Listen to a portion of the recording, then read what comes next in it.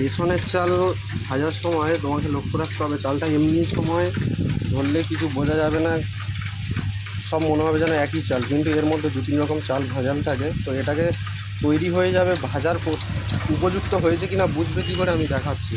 চালটা পুরোপুরি ঘুরছে এখন কড়ায়, দেখতে থাকো কখন কালার চেঞ্জ হয়, কীভাবে কী ভাজতে হবে ওটা দেখাচ্ছি।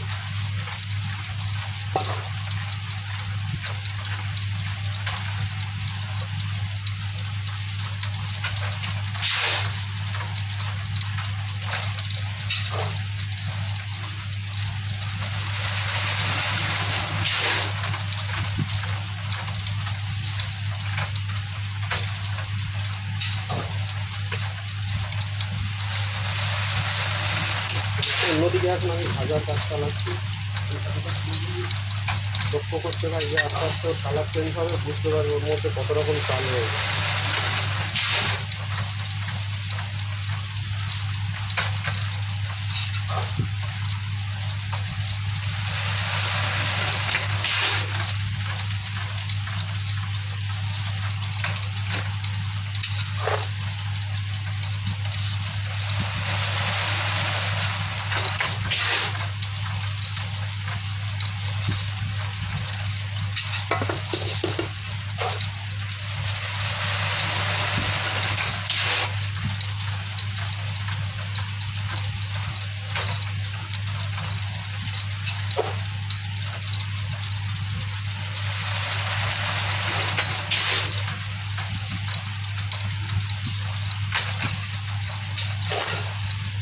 দেখো আস্তে আস্তে কালারটা চেঞ্জ হবে, তারপরে বুঝতে পারবে ওর মধ্যে কত রকম চাল মাখানো হয়।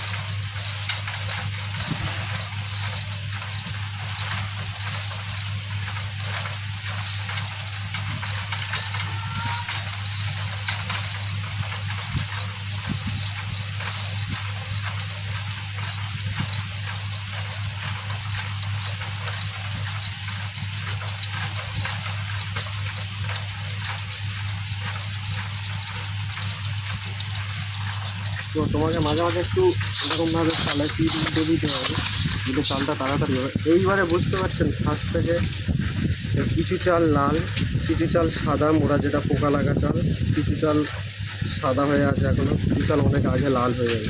তো তোমাকে এই লাল চালটা লাল হতে দেবে, কিন্তু এর মধ্যস্থ করতে হবে তোমাকে সাদাটাকে, হালকা বাদামি বর্ণ যখন আসবে তখনই ওকে তুলবে। এইটা আগের কোড়ার চাল আর এই দুটো কোড়ার চালের ডিফারেন্স দেখো কালারের। এরকম যত ঘন ঘন করবে তত তাড়াতাড়ি চাল রেডি হয়ে যাবে। দেখো চালটা কয়েক সেকেন্ডের মধ্যে যত নাড়বে তত তাড়াতাড়ি চালের লুক বদলে যাচ্ছে। দেখো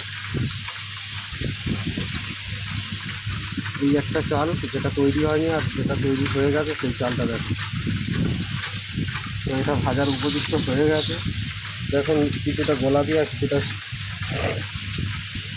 পুরো লাল হয়ে যাচ্ছে আর কিছুটা সাদা, তার মানে বুঝতে পারছেন রেশনের চালের মধ্যে কত ভেজাল থাকে। তো এটাকে ভাজার উপযুক্ত হয়ে গেছে, আমি তুলে নেব, আর একটু হতে দেবো, আর একটু বাদামি হলে আমার ভালো হয়। সেটা তোমার মন মতো, পুরো ওই লাল চালের মতো লাল করবে না সবটা, তাহলে পুড়ে যাবে সব মুড়ি। এবারে হয়ে গেছে ভাজার উপযুক্ত, আমি এটাকে তুলে নেব।